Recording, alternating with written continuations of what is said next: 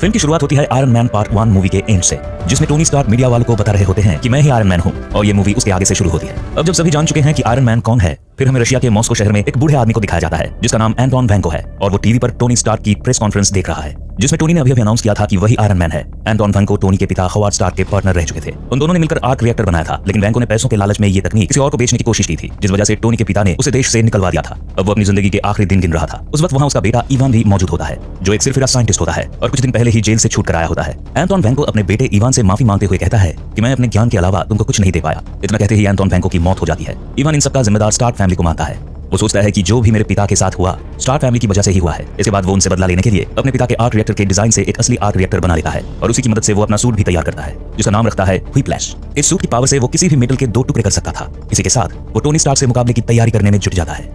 इसके बाद कहानी 6 महीने आगे बढ़ जाती है। अब हम देखते हैं कि टोनी स्टार्क एक्सपो में एक ग्रैंड एंट्री लेता है, जहां टोनी लोगों को बताता है कि उसके पिता का सपना था कि वो एक ऐसा शहर बनाए जहां की बिल्डिंग एडवांस हो और जहां लोग नई नई तकनीकों का आविष्कार करें। टोनी स्टार्क ये भी बताता है कि उसके पिता तो अपना ड्रीम पूरा नहीं कर पाए, लेकिन उनका ये ड्रीम वो जरूर पूरा करेगा। साथ ही टोनी वहां लोगों को अपने पिता का एक वीडियो मैसेज भी दिखाता है, जिसमें वो स्टार्क एक्सपो की बात कर रहे होते हैं।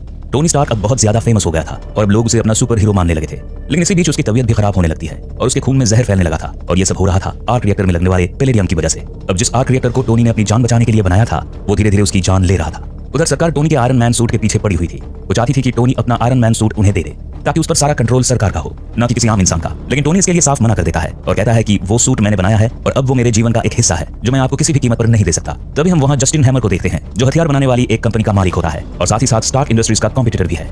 क्योंकि टोनी की स्टार्क इंडस्ट्रीज ने हथियार बनाना बंद कर दिए थे, इसलिए सरकार अभी जस्टिन हैमर से सेना के लिए हथियार लिया करती थी। दूसरी तरफ जस्टिन टोनी के आयरन मैन सूट को देश के लिए खतरा बताता है। तभी टोनी वहां सबके सामने एक वीडियो क्लिप प्ले करता है, जिसमें दिखाया जाता है कि उसकी तरह और भी कई देशों की कंपनियां आयरन मैन सूट बनाने का प्रयास कर रही है, लेकिन उनका रिजल्ट बहुत ज्यादा खराब है। और तो और जस्टिन हैमर भी उसी की तरह सूट बनाने की जी तोड़ कोशिश कर रहा है, लेकिन टोनी के आयरन मैन सूट के मुकाबले जस्टिन के रोबोटिक सूट बिल्कुल भी अच्छे नहीं होते।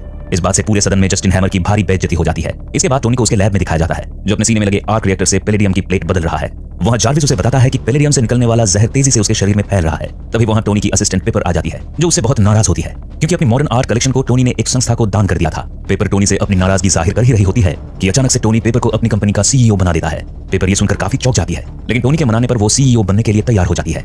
अगले दिन टोनी हैप्पी के साथ बॉक्सिंग की प्रैक्टिस कर रहा होता है। तभी पेपर के साथ उसकी लॉयर नताली आती है, जिसे टोनी के थंबप्रिंट चाहिए थे। तो टोनी नताली को अपने बॉक्सिंग रिंग में बुलाता है और कहता है कि हैप्पी से बॉक्सिंग के कुछ गुर सीखो। वो ज्यादा कुछ सोचती नहीं और रिंग में आने के लिए तैयार हो जाती है। इससे पहले कि हैप्पी उसे कुछ सिखा पाता, वो उस पर तगड़ा प्रहार करती है और उसे रिंग में नॉकआउट कर देती है। ये देखकर टोनी और पेपर काफी हैरान हो जाते हैं। इसके बाद टोनी उसके बारे में गूगल में सर्च करता है, फिर पेपर से कहता है कि ये नताली ही अब से मेरी असिस्टेंट बनेगी।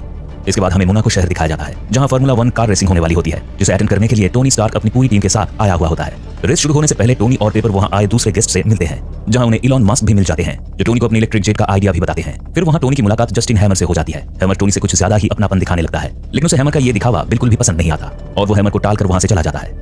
इसके बाद हम देखते हैं कि टोनी सीधे फार्मूला 1 रेस ट्रैक में पहुंच जाता है, जहां वो खुद रेस में पार्टिसिपेट कर रहा होता है। फिर वहां इवान वैंको की भी एंट्री हो जाती है, जो रेस शुरू होते ही अचानक से ट्रैक पर आ जाता है और रेस कर रही गाड़ियों पर हमला कर देता है। लेकिन उसका मेन टारगेट टोनी स्टार्क होता है और टोनी की कार पास आते ही वो उस पर हमला कर देता है, जिससे उसकी कार के 2 टुकड़े हो जाते हैं। टोनी उसके वार से बचने की बहुत कोशिश करता है, लेकिन वो उसके व्हिप्लैश शूट के सामने कमजोर दिखाई देता है। ये सारा मंजर न्यूज चैनल में देखकर पेपर और हैप्पी अपनी कार फार्मूला 1 रेस कोर्स में घुसा देते हैं और इसी तरह टोनी को इवान से बचा लेते हैं। हैप्पी अपनी कार से इवान को घायल कर देता है। इसी बीच पेपर टोनी को उसका आयरन मैन सूट देती है। अपना सूट पहनते ही टोनी इवान से मुकाबला करता है और उसे घायल करके पुलिस के हवाले कर देता है। इसके बाद हम देखते हैं कि टोनी इवान से मिलने के लिए पुलिस के इंटरोगेशन रूम में जाता है।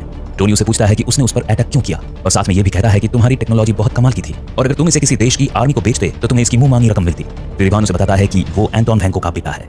अगले सीन में दिखाया जाता है कि जेल के कुछ स्टाफ मिलकर इवान को जेल तोड़कर भागने में मदद करते हैं। इवान को जेल से सीधे एक बड़ी फैक्ट्री में लाया जाता है, जहां हैमर उसका इंतजार कर रहा होता है, क्योंकि उसी ने उसे जेल से बाहर निकाला था। दरअसल हैमर रेस ट्रैक पर टोनी के ऊपर हुए अटैक के दौरान वहां मौजूद था और उसने काफी बारीकी से इवान के व्हिप्लैश की तकनीक को देखा था। अब हैमर इवान के सामने एक डील रखता है कि मैंने तुम्हें आजाद कराया और अब बदले में तुम मेरे लिए आयरन मैन जैसा ही एडवांस तकनीक वाला सूट बनाओगे। इवान हैमर की बात मान जाता है और डील के लिए हाथ मिला लेता है। हैमर अपने रोबोट्स उसे दिखाता है।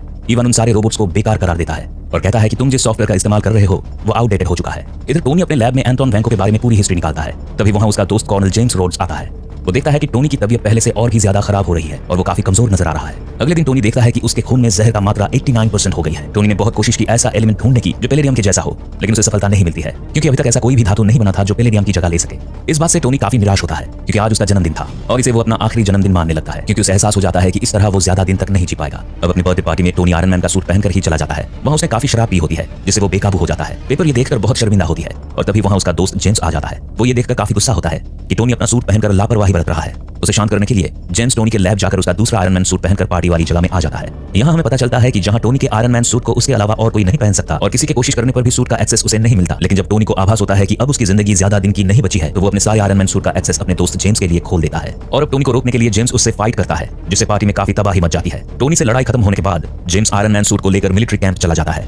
मिलिट्री के अधिकारी उस सूट को अपने बीच पाकर काफी खुश होते हैं, जिसके बाद उस आयरन मैन सूट में हथियारों को इंस्टॉल करने के लिए हैमर को बुलाया जाता है। इधर हम देखते हैं कि टोनी एक रेस्टोरेंट की छत पर बैठकर डोनट खा रहा है। तभी वहां शील्ड के डायरेक्टर निक फ्यूरी की एंट्री हो जाती है। वो दोनों वहां आपस में खुफिया बातचीत कर रहे होते हैं। तभी नाताली वहां ब्लैक विडो के सूट में आ जाती है। नाताली को नए रूप में देखकर टोनी हैरान हो जाता है, जिसके बाद वो उसे बताती है कि वो शील्ड की एजेंट नताशा है और उसे निक फ्यूरी ने टोनी के ऊपर नजर रखने के लिए भेजा था। फिर नताशा उसे लिथियम डाइऑक्साइड का शॉट देती है, जिससे टोनी की तेजी से बढ़ रही बीमारी का असर थोड़ा कम हो जाता है। फिर निक फ्यूरी उसे कहता है कि फिलहाल के लिए तुम पहले जैसा काम कर सकोगे, लेकिन ये कोई परमानेंट इलाज नहीं है, क्योंकि इसका इलाज तुम्हें ही ढूंढना होगा। और अगर तुम ये सोचते हो कि तुमने सब कुछ ट्राई कर लिया है, तो ये तुम्हारी बहुत बड़ी गलतफहमी है। और साथ ही साथ निक फ्यूरी टोनी के सामने उस राज से पर्दा भी उठाता है कि टोनी के पिता हावर्ड स्टार्क शील्ड एजेंसी के फाउंडिंग मेंबर में से एक थे। ये कहने के बाद वो टोनी स्टार्क को उसके पिता का कुछ सामान सौंप कर चला जाता है। टोनी उस बक्से को खोलता है, जिसमें उसके पिता हावर्ड स्टार्क के कुछ दस्तावेज और वीडियो फुटेज होते हैं, जिन्हें एक एक करके टोनी प्ले करता जाता है। उनमें से एक वीडियो में टोनी के लिए एक सीक्रेट मैसेज होता है, जिसे उसके पिता ने तब रिकॉर्ड करवाया था जब टोनी एक छोटा बच्चा था।